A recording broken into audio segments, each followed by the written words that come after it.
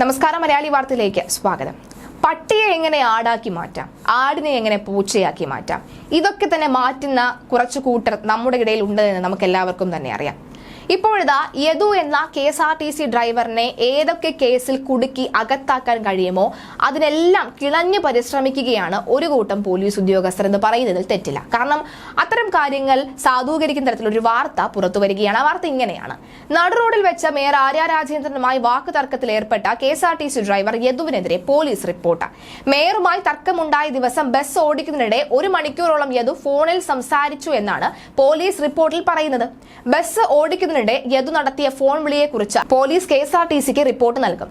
തൃശൂരിൽ നിന്ന് യാത്ര തുടങ്ങി പാളയം എത്തുന്നത് വരെ പല തവണയായി യദു 1 മണിക്കൂറോളം ഫോണിൽ സംസാരിച്ചതായാണ് പോലീസിന്റെ കണ്ടെത്തൽ. ബസ് നിർത്തിയിട്ടത് വിശ്രമിച്ചത് വെറും 10 മിനിറ്റിൽ താഴെ മാത്രം. അതുകൊണ്ട് തന്നെ ഫോൺ ഓടിച്ചുകൊണ്ടായിരുന്നു യദുവിന്റെ സംസാരം എന്നാണ് പോലീസ് സ്ഥിരീകരിക്കുന്നത്. ബസ്സിലെ CCTV ദൃശ്യങ്ങൾ അടങ്ങിയ മെമ്മറി കാർഡ് കാണാതായതിലും പോലീസിന്റെ സംശയം യദുവിലേക്കാണ് നീങ്ങുന്നത്. സംഭവം നടന്നതിന്റെ പിറ്റേ ദിവസം പകൽ തമ്പാനൂരിലെ ഡിപ്പോയിലുള്ള ബസ്സിന് സമീപം യദു എത്തിയതായി പോലീസ് വ്യക്തമാക്കിയിട്ടുണ്ട്. മെമ്മറി കാർഡ് കാണാതായതുമായി ബന്ധപ്പെട്ട് യദുവിന്റെ ഫോൺ വിളി വിവരങ്ങൾ പരിശോധിക്കും. മെമ്മറി കാർഡ് ബസ്സിൽ ഇട്ടത് എന്നാണ് വിവരവും പോലീസ് KSRTCയോട് തേടിയിട്ടുണ്ട്. എന്തായാലും നിലവിൽ ഫോൺ വിളികളുമായി ബന്ധപ്പെട്ടുള്ള ആ ഒരു അതിബുദ്ധിയെ പോലീസ് അത്രയും കാര്യക്ഷമമായി ഈ ഒരു കേസ് യദു എന്ന വ്യക്തി എത്രത്തോളം കുറ്റക്കാരനാണ് അല്ലെങ്കിൽ അത്രയും വളരെ മോശപ്പെട്ടൊരു ഡ്രൈവറാണ് എന്ന് വരുത്തി തീർക്കാൻ കിടന്ന്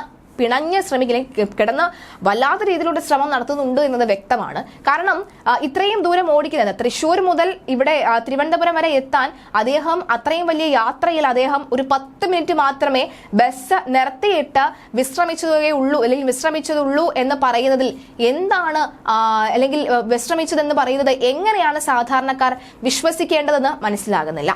കാരണം ഏതൊരു ഡ്രൈവറും വിശ്രമം എടുക്കാനേ നോക്കുകയുള്ളൂ. കാരണം തങ്ങളുടെ ബസ്സിൽ കയറുന്ന ഓരോ യാത്രക്കാരും അവരെ വിശ്വസിച്ചാണ്, ആ ഡ്രൈവറിനെ വിശ്വസിച്ചാണ് കയറുന്നത്. അതുകൊണ്ട് തന്നെ ഉറങ്ങുവാനോ അങ്ങനെ ഉറക്കക്ഷീണം ഉണ്ടാകാനോ പാടില്ല എന്ന് എല്ലാവർക്കും ബോധ്യമാണ്. അതുകൊണ്ട് തന്നെ ഏതെങ്കിലും ഒരു 10 മിനിറ്റ് അല്ല മറ്റിടങ്ങളിലൊക്കെ തന്നെ എവിടെയെങ്കിലും വിശ്രമിക്കാൻ ഒരു വേള കിട്ടുകയാണെങ്കിൽ അവിടെ ഒരു അല്പസമയം വിശ്രമിച്ച് വീണ്ടും തന്നെ യാത്ര തുടങ്ങുന്ന രീതിയിലെ ഡ്രൈവർമാരുടെ അനുഭവങ്ങൾ എല്ലാം ഇപ്പോഴും അവർ പറയുന്നത് നമ്മൾ കേൾക്കാറുണ്ട്. അങ്ങനെ തന്നെയുള്ള നല്ല ഡ്രൈവർ തന്നെയാണ് യദു എന്ന കാര്യത്തിലും സംശയമില്ല. അപ്പോൾ ഈ 10 മിനിറ്റ് മാത്രം ബസ് നിർത്തിയിട്ട് വിശ്രമിച്ച യദു അത്രയും ഒരു യാത്ര ചെയ്യുമ്പോൾ അത് കുറ്റകരമാണെന്ന കാര്യത്തിൽ സംശയമില്ല. കുറ്റകരം എന്ന് പറയുന്നത് എങ്ങനെയാണ്? യദുവിന് യാത്ര ഓടിക്കണമെങ്കിൽ യദു ഡ്രൈവ് ചെയ്ത സമയത്ത് യദുവിന് ക്ഷീണം ഉണ്ടാകാം. ആ ക്ഷീണം ഒരു പക്ഷേ വലിയൊരു അപകടത്തിലേക്ക് പോകാനുള്ള സാധ്യതയുണ്ട്. പക്ഷേ സ്വയം അപകടം വിളിച്ചു വരുത്താൻ ഒരു തരത്തിലും ആഗ്രഹിക്കാത്ത ഒരു ഡ്രൈവർ തന്നെയാണ് യദു എന്ന കാര്യത്തിൽ സംശയമില്ല. എന്തായാലും യദു ഇത്തരത്തിൽ ഫോൺ വിളിച്ചു 1 മണിക്കൂറോളം യാത്രയുടെ വിവിധ ഭാഗങ്ങളിൽ 1 മണിക്കൂറോളം യദു ഫോൺ വിളിച്ചു എന്ന പോലീസിന്റെ അതിനിർണായക കണ്ടെത്തൽ തെളിവുകളൊക്കെ തന്നെ അവർ 10 മിനിറ്റ് വെറും 10 മിനിറ്റ് മാത്രം ബസ് നിർത്തിയിട്ടാൽ ബാക്കി ഇത്രയും സമയം യദു ഫോൺ വിളിച്ചത് ബസ് ഓടിക്കുന്ന സമയത്താണ്. അത് യാത്രക്കാരുടെ ജീവന് തന്നെ ഭീഷണിയാണ്, അത് വളരെ കുറ്റകരമായ കാര്യമാണെന്ന് പറഞ്ഞുകൊണ്ട് KSRTCക്ക് റിപ്പോർട്ട് നൽകുന്നു. ഈ KSRTC റിപ്പോർട്ട് ശരിവെക്കുകയാണെങ്കിൽ യദുവിനെ ജോലിയിൽ നിന്ന് തൂക്കുന്നു. ഇങ്ങനെ സിംപിളി പറഞ്ഞു കഴിഞ്ഞാൽ യദുവിന്റെ ഈ വരുമാനം മുട്ടിക്കാനുള്ള പല ശ്രമങ്ങളും പല തരത്തിലുള്ള ശ്രമങ്ങളും ഇപ്പോഴും നടന്നുകൊണ്ടിരിക്കുകയാണ് എന്നതിന് ഏറ്റവും വലിയ തെളിവാണിത്.